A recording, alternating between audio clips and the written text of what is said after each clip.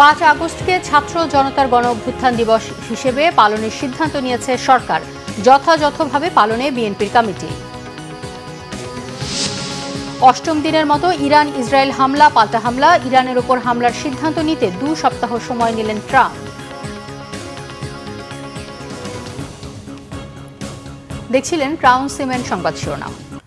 5 আগস্টকে ছাত্র জনতার গণ অভ্যুত্থান দিবস হিসেবে পালনের সিদ্ধান্ত নিয়েছে সরকার। প্রধান উপদেষ্টার প্রেস সচিব শফিকুল আলম জানিয়েছেন, এই দিবসটি যাতে জাতীয় দিবস হিসেবে পালন করা যায় সেজন্য উপদেষ্টা পরিষদে আলোচনা হবে।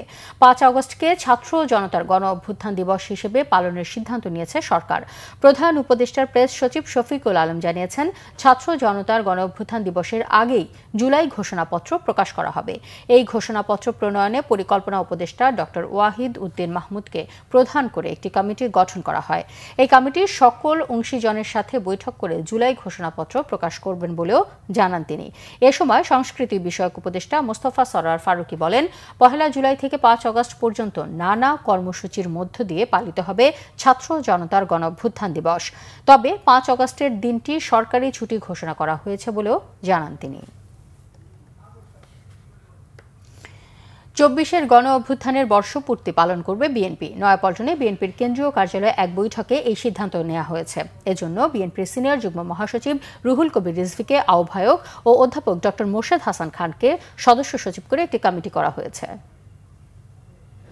জুলাই আগস্টের আমাদের গৃহীত কর্মসূচিগুলো সেগুলো বাস্তবায়ন করব, সেটি নিয়ে আমরা এখানে দীর্ঘক্ষণ আলাপ আলোচনা করেছি। আমাদের এখানে উপস্থিত নেতৃবৃন্দ অত্যন্ত চমৎকারভাবে বিশ্লেষণী বক্তব্য রেখেছেন এবং সেখান থেকে আমরা অনেক তথ্য এবং অনেক পয়েন্ট নিয়ে সেগুলো সাজিয়ে আমরা বিভিন্ন উপকমিটির মাধ্যমে আমরা সেটা 1 জুলাই থেকেই বাস্তবায়ন করা শুরু করব। ভারতের পুশিন আন্তর্জাতিক আইনের চরম লঙ্ঘন। সরকারকে চাপে ফেলতেই এটি করা হচ্ছে বলে মনে করেন অবসরপ্রাপ্ত মেজর জেনারেল অবসরপ্রাপ্ত মুনিরুজ্জামান। অন্তর্বর্তী সরকারের কূটনৈতিক অদক্ষতা তা মোকাবেলা করতে পারছে না বলেও মনে করেন তিনি। এদিকে পুশ ইন বন্ধে বাংলাদেশকে জাতিসংঘ সহ আন্তর্জাতিক মহলে নালিশের পরামর্শ ডক্টর সাজ্জাদ সিদ্দিকের। আরও বিস্তারিত জানাচ্ছেন জিয়া খান। সিলেট, লালমনিরহাট, পঞ্চগড়, ঠাকুরগাঁ সহ কয়েকটি জেলার সীমান্ত দিয়ে ভারতের পুশিন চলছেই। প্রায় প্রতিদিনই দেশের কোনো না কোনো সীমান্ত দিয়ে শত শত লোককে পুশিনের নামে ঠেলে দিচ্ছে বাংলাদেশে। কারণ জানতে দিল্লিকে চিঠিও দিয়েছে ঢাকা। স্বরাষ্ট্র উপদেষ্টাও পুশিনের বৈধ কাগজপত্র দাবি করেছেন ভারতের কাছে। নেই কোনো উত্তর। এটা একটা অমানবিক। এই যেগুলো আমরা কিন্তু এটা শুধু আমাদের না, আমাদের যে অ্যাম্বাসেডার আছে, হাই কমিশনার আছে দিল্লি, তাকেও এটা বলা হয়েছে। দিল্লির এমন আচরণ নতুন নয়, তবে জুলাই বিপ্লবের পর থেকে আরও বেপরোয়া। পুশিনের মাধ্যমে আমাদের উপর এক ধরনের চাপ সৃষ্টি হচ্ছে, যেখান থেকে তারা মনে করে যে অন্য কোনো জায়গাতে তারা কিছু লাভ পেতে পারে। তবে প্রধানত যেটা হচ্ছে যে এটা আইনসম্মত নয়। তারা কোনোভাবেই তাদের জনগোষ্ঠী বা তাদের জনবলের থেকে কোনো মানুষকে আমাদের ভিতরে বেআইনিভাবে পুশিন করতে পারে না। এবং এই পুশিনের ভিতরে যেটা বড় সমস্যা দেখা যাচ্ছে সেটা হলো যে আন্তর্জাতিক আইনে এটা গ্রহণযোগ্য নয়, আমাদের নিরাপত্তার জন্য এটা গ্রহণযোগ্য নয়। একের পর এক প্রতিবেশী এবং কর্তৃত্ব হারিয়ে অনেকটা দিশেহারা ভারত। ভারতের একটা যে কর্তৃত্ববাদী ব্যবস্থায় যখন আঘাত আসে তখন একটা ব্যক্তি যেমন করে আচরণ করে, দেখবেন যে আপনি ইনসিকিউরিটির মধ্যে থাকে, সে এক ধরনের স্মল ডগ সিনড্রোম বলে, তার মধ্যে এক ধরনের নেতিবাচক আচরণ বৃদ্ধি পায়। ঠিক ভারত রাষ্ট্রের ক্ষেত্রে ব্যতিক্রম ঘটেনি। ভারতও এক ধরনের ইনসিকিউরিটি ফিলিং থেকে তারা তাদের আস্ফালনটা ভিন্নভাবে প্রকাশ করার চেষ্টা করছে, তাদের কিছু ডেবিট ক্রেডিটের হিসাব মেলানোর জন্য। পুশিনের জন্য এই সরকারের অদক্ষ কূটনীতিকে দুষছেন অবসরপ্রাপ্ত এই সেনা কর্মকর্তা। এটা অদক্ষতা, যেভাবে করার কথা সেভাবে করা হচ্ছে না। পররাষ্ট্র উপদেষ্টা একবার দেখলাম বলেছেন আপনাদের সাথে সাংবাদিকদের সাথে কথা বলার সময় যে আমরা কিছু করতে পারছি না। এটা কোনো উত্তর হতে পারে না। যারা দায়িত্ব নিয়েছেন কাজ করার জন্য তাদের দায়িত্ব পালন করতে হবে। আন্তর্জাতিক ফোরামে ভারতের বেআইনি কাজগুলো তুলে ধরা দরকার বলে অভিমত ডক্টর সাজ্জাদ সিদ্দিকীর। বাংলাদেশের এক্ষেত্রে করণীয় হচ্ছে ভারতের সাথে কন্টিনিউয়াস নেগোসিয়েশন করা এবং রিটালিয়েট করা, দুর্ব্যবহারের জবাব দুর্ব্যবহারের মাধ্যমে দেওয়া। পাশাপাশি আন্তর্জাতিক মহলে নালিশ করা, সেটা জাতিসংঘ হতে পারে, অন্যান্য যে মানবাধিকার সংস্থাগুলো আছে তাদের কাছে নালিশ করা। আর তৃতীয়ত, ভারতের যে নেইবারিং রাষ্ট্রগুলো আছে, প্রতিবেশী রাষ্ট্র, তাদের সঙ্গে সম্পর্ক বৃদ্ধি করে আপনার দর কষাকষিটাকে কীভাবে বাড়ানো যায়, বাংলাদেশের ডিভিডেন্ড কীভাবে বাড়ানো যায়, সেই জায়গাতে কূটনীতিক তৎপরতা আরও বৃদ্ধি করতে হবে। একমাত্র নির্বাচনই এসব সমস্যার সমাধান বলে অভিমত বিশেষজ্ঞদের। জিয়া খান, বাংলা ভিশন, ঢাকা। ঝড় সহিষ্ণু এবং হাইব্রিড ধানের চাইতেও অধিক ফলনশীল প্রোটিন সমৃদ্ধ বীজ ধানের একটি প্রকরণের সফল পরীক্ষা সম্পন্ন হয়েছে ঠাকুরগাঁওয়ে। বাংলাদেশ ধান গবেষণা ইনস্টিটিউটের নব উদ্ভাবিত এই ধানটির নাম ব্রি 108। ঠাকুরগাঁও প্রতিনিধি খোদা বক্স ডাব্লুর তথ্য, ভিডিওতে বিস্তারিত।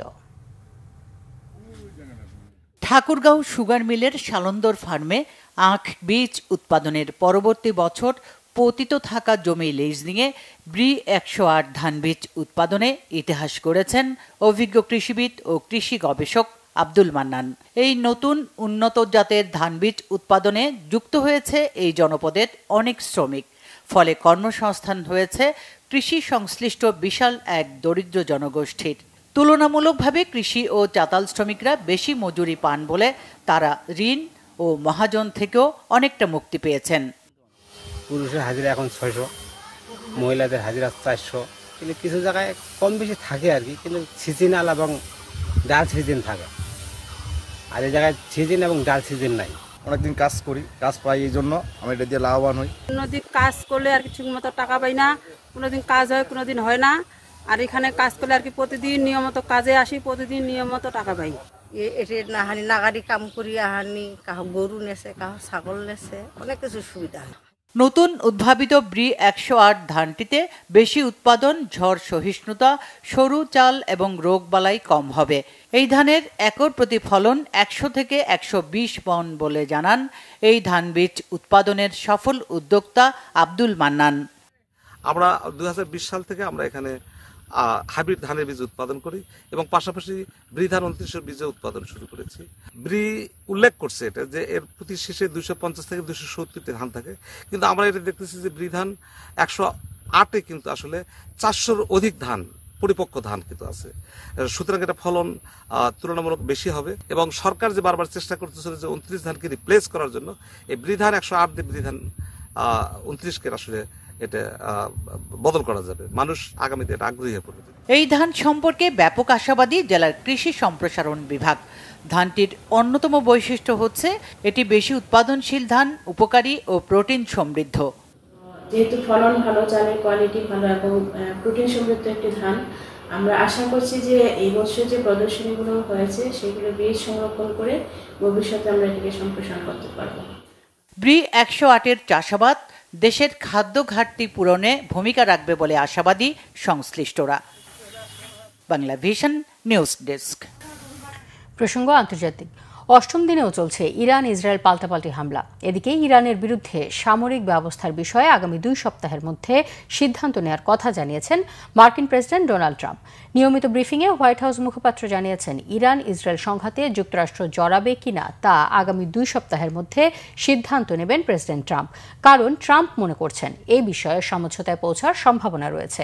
বরাবরের মতো এবারও কূটনৈতিক যোগাযোগের মাধ্যমে সমাধানকে সর্বোচ্চ অগ্রাধিকার দিচ্ছেন ট্রাম্প। এদিকে বিবিসিকে দেওয়া সাক্ষাৎকারে ইরানের উপপররাষ্ট্রমন্ত্রী সাইদ খতিবজাদেহ বলেছেন, এই যুদ্ধ যুক্তরাষ্ট্রের নয়, তাই এতে যুক্তরাষ্ট্রের জড়ানো ঠিক হবে না। তার দাবি, যুক্তরাষ্ট্রের সাথে চলমান সমঝোতা আলোচনায় অগ্রগতিতে নাশকতার উদ্দেশ্যেই বিনা উস্কানিতে অহেতুক হামলা চালিয়েছে ইসরায়েল।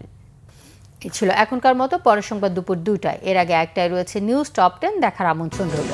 এছাড়া বাংলা ভিশন সংবাদ ও সংবাদ সংশ্লিষ্ট অনুষ্ঠান দেখতে ভিজিট করুন www.bvnews24.com ও facebook.com/banglavisionnews-এ এবং সাবস্ক্রাইব করুন youtube.com/banglavisionnews-এ। সাথে থাকায় ধন্যবাদ।